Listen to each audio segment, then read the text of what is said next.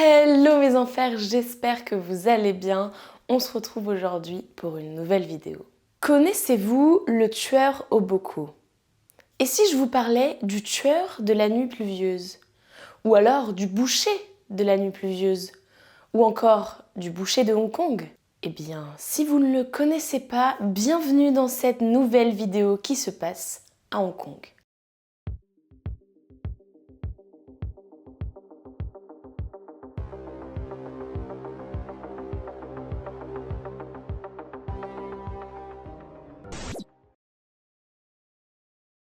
De son vrai nom, Lam Kor-wan, il naît le 22 mai 1955 à Hong Kong, en Chine. Je n'ai pas trouvé énormément d'informations sur son enfance, si ce n'est qu'il était régulièrement battu par son père et que ses parents se sont séparés lorsqu'il était encore très jeune. Son père s'est remarié 2 fois par la suite. Kor-wan vivait avec lui, il vivait aussi avec sa belle-mère et son demi-frère, et la famille recomposée vivait dans un vieil immeuble dans le quartier de To Kwa Wan. C'est un quartier de Hong Kong dont j'ai très certainement écorché le nom.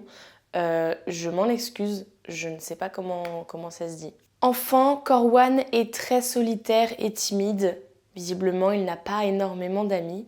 Et voilà, il grandit comme ça, je n'ai pas trouvé d'autres choses sur son enfance. Je sais juste qu'à l'âge de 18 ans, il se procure un appareil Polaroid, donc un appareil photo, et il décide de photographier les femmes. Cependant, il les photographie à leur insu. En effet, dans les années 70, au début des années 70, les toilettes à Hong Kong étaient mixtes et il y avait un jour en fait au-dessous des portes, les portes n'allaient pas jusqu'en bas.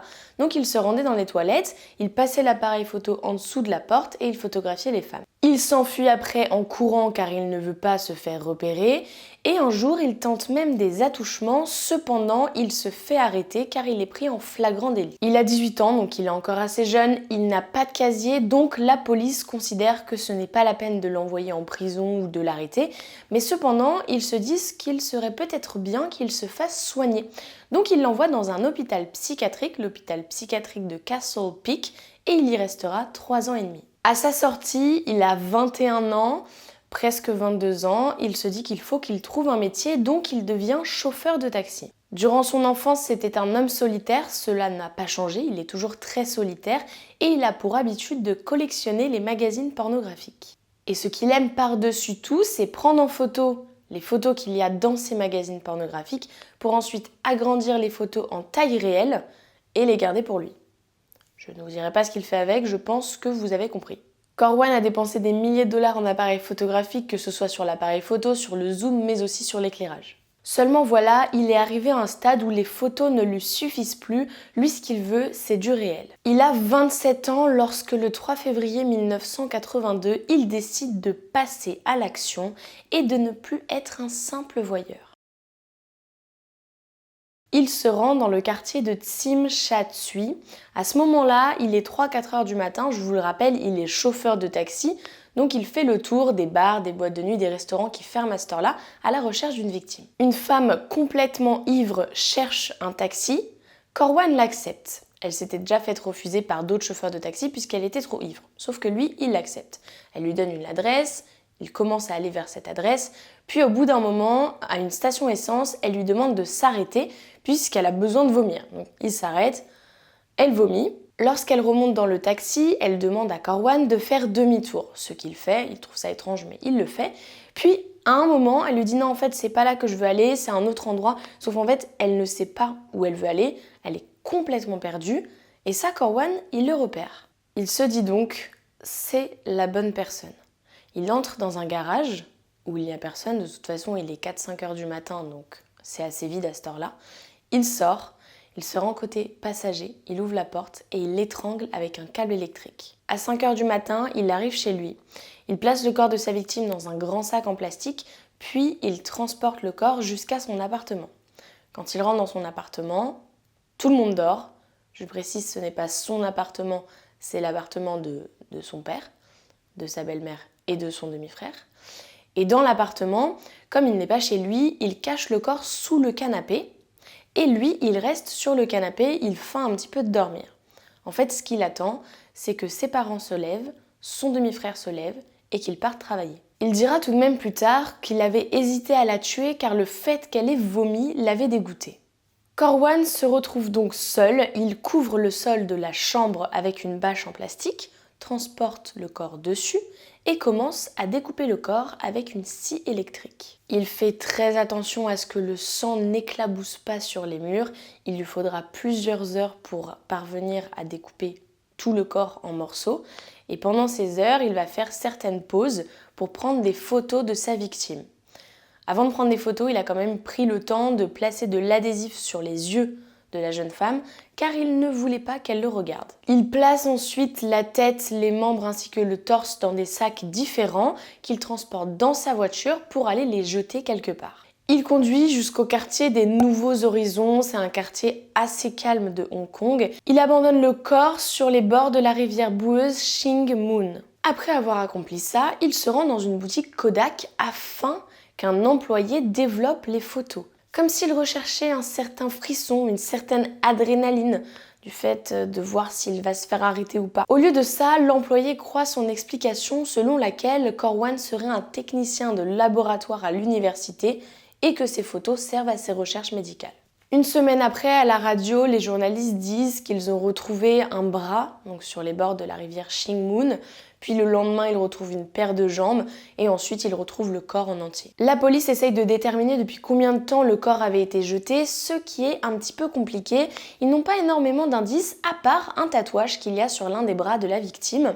C'est un cœur transpercé d'un couteau. La police publie la photo dans les journaux, ils cherchent également dans le dossier des personnes disparues et c'est un homme qui va se manifester puisque sa femme a disparu depuis une semaine. La victime, Chan Fong-yan, a 21 ans et était mère de 2 enfants. Elle travaillait comme hôtesse dans une boîte de nuit, le Chinese Palace, qui était situé dans le quartier Tsim Sha Tsui. Après le travail, elle a rejoint sa sœur pour aller boire un verre dans un bar et ensuite elle a pris le taxi pour rentrer chez elle et elle était déjà fortement alcoolisée. La police lance un appel à témoins en vain. L'enquête est un peu au point mort car ils n'ont aucun autre indice. De son côté, Corwan se dit que il n'a pas été arrêté, personne ne le suspecte, donc il peut facilement recommencer. Mais il ne veut pas recommencer n'importe comment. Il veut prévoir son prochain crime. Il souhaite que tout soit parfait, donc il se rend dans un magasin de matériel chirurgical pour acheter des instruments chirurgicaux spécialisés à la découpe, mais aussi des bouteilles de formaldéhyde. On le verra un petit peu plus tard, il se servira du formaldéhyde pour conserver certaines parties de corps de ses victimes. Il n'attend pas longtemps avant de repasser à l'action, puisque 3 jours après, le 29 mai 1982, il choisit sa deuxième victime. Il s'agit de Chan Wan-kit. Comme pour sa première victime, il l'étrangle avec un câble électrique avant de ramener son corps inanimé chez lui.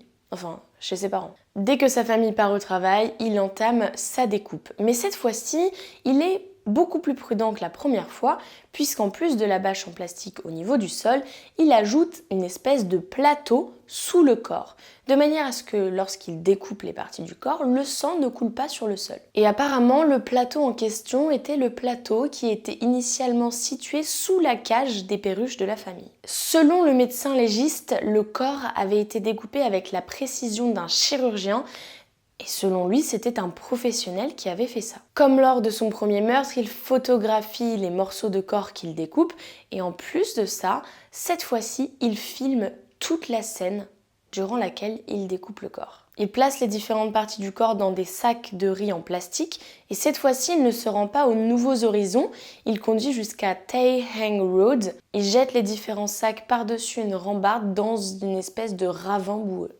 Voulant se perfectionner, Corwan recommence 2 semaines plus tard sur une jeune femme qui est caissière, qui s'appelle Leung So-wan. Comme pour la précédente victime, il suit exactement le même schéma et il se débarrasse de son corps au même endroit. Il a déjà tué 3 femmes qui étaient de classe sociale, on va dire moyenne, et il décide que sa prochaine victime doit avoir une meilleure classe sociale que ses précédentes victimes. Il choisit une jeune fille de 17 ans qui est vierge, Leung Wei-sum. Le 2 juillet 1982, elle monte dans son taxi après une fête de son lycée. Corwan conduit jusqu'à une zone isolée, s'arrête, lui saisit les poignets et la menotte au siège avant. Il y a 2 raisons pour lesquelles il ne la tue pas tout de suite.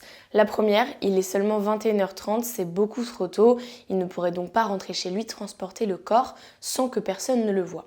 La deuxième raison, eh bien, il se sent seul et il a envie de lui parler, de lui poser des questions sur sa vie, de s'intéresser à elle. En fait, il aime bien sa compagnie. Mais quand vers 4h du matin, la jeune fille s'endort, il l'étrangle avec un câble électrique. Sur la vidéo que les policiers retrouvent plus tard, ils découvrent avec horreur que Corwan a une relation sexuelle avec le cadavre de la jeune fille. Et le pire, c'est qu'à un moment, il regarde la caméra et il sourit. Corwan était vierge, donc la nécrophilie est sa première expérience sexuelle. Il explique plus tard qu'avant son premier crime, il avait essayé d'avoir un rapport sexuel avec une prostituée, mais que cela n'avait pas marché. Comme pour les 2 précédentes victimes, il abandonne les morceaux de son corps sur Tai Hang Road, et ensuite, comme pour la toute première victime, il donne les négatifs à une boutique Kodak pour que cette dernière les développe. Sauf que cette fois-ci, ça ne se passe pas comme la première fois. Celui qui est en charge de développer les photos se rend compte que sur l'une des photos, il y a un sein coupé. Il trouve ça assez étrange. À noter qu'à l'époque, il avait déjà développé des photos dénudées, etc. Mais que voilà, ça le choquait pas, que c'était des fois des couples qui amenaient ça, donc bon, ça peut se comprendre. Cependant là, c'était un sein coupé, il trouve ça très étrange, donc il en parle à son manager. Il contacte la police et c'est le médecin légiste Philippe Bay qui analyse les photos et qui dit non mais là, la personne sur les photos est décédée. Il repère aussi une marque un petit peu rouge, sombre au niveau de la cuisse et en fait ça s'explique puisque Corwan avait fait tomber une lampe, ce qui avait légèrement brûlé la peau de sa victime. Les policiers savent que l'homme doit venir récupérer ses photos. Donc le 17 août 1982, 2 policiers en civil l'attendent en face du magasin. Ce n'est que le soir qu'un taxi s'arrête, un homme habillé d'un t-shirt blanc et d'un jean en sort, récupère les photos. L'employé du magasin qui voit le reçu prévient les policiers que c'est l'homme qu'il recherche et quand l'homme ressort, les policiers l'arrêtent. Et alors là, il a le culot de leur dire que ce ne sont pas ses photos et que lui, il est juste venu les rechercher pour un ami qui soi-disant travaillait sur un bateau et qui donc ne pouvait pas être disponible à ce moment-là. Vous vous en doutez, il ment et l'homme que les policiers ont devant eux est Lam Corwan. Voulant lui laisser le bénéfice du doute, ils se disent « Bon, on va attendre avec toi, on va attendre 1 heure environ, peut-être que ton ami va se présenter ». Son ami ne s'est jamais présenté. Il décide tout de même de fouiller la voiture. Dans la voiture, il retrouve un couteau qui était caché au niveau du pare-soleil, mais aussi une paire de menottes. Lam Corwan explique que le couteau c'était tout simplement pour se défendre au cas où. Cependant pour la paire de menottes, il n'y a pas vraiment d'explication. Il est emmené au poste de police pour être interrogé et simultanément des policiers se rendent chez lui, enfin chez ses parents, à Quay Shaw Street.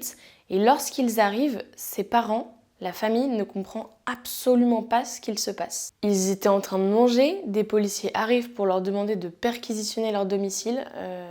Ils n'ont aucune idée de ce qui est en train de se tramer et ils sont un petit peu sous le choc. Dans la chambre que Corwan partageait avec son frère, il trouve beaucoup d'équipements photo. Comme je vous l'ai dit tout à l'heure, il a des appareils photo, il a des trépieds, il a une caméra infrarouge, beaucoup de lumière et même un agrandisseur photo, un zoom. Il trouve aussi une malle en acier sous le lit de Corwan et l'un des policiers reconnaît cette malle puisqu'il l'avait vue sur l'une des photos qui avait été développée. Sur la photo en question, la malle servait de support pour les hanches d'une des victimes. À l'intérieur de la malle, il découvre des magazines pornographiques, un livre sur l'anatomie humaine, des dizaines de photos de cadavres découpés, des cassettes vidéo, une paire de chaussures blanches, mais aussi un sac à main rouge. Sur l'une des photos, ils reconnaissent notamment le tatouage de la première victime, donc ils savent maintenant qu'ils peuvent relier cette affaire au tueur. Ce n'est pas fini. Ils sont intrigués par des grandes boîtes en plastique, un peu style Tupperware, et donc ils décident de les ouvrir. À l'instant où ils ouvrent ces boîtes, ils sentent l'odeur de formaldéhyde, et dans cette première boîte qu'ils ouvrent, ils découvrent le sein coupé qu'ils avaient vu sur la photo. C'est Sheila Hamilton, la médecin légiste de l'enquête, qui ouvre une deuxième boîte.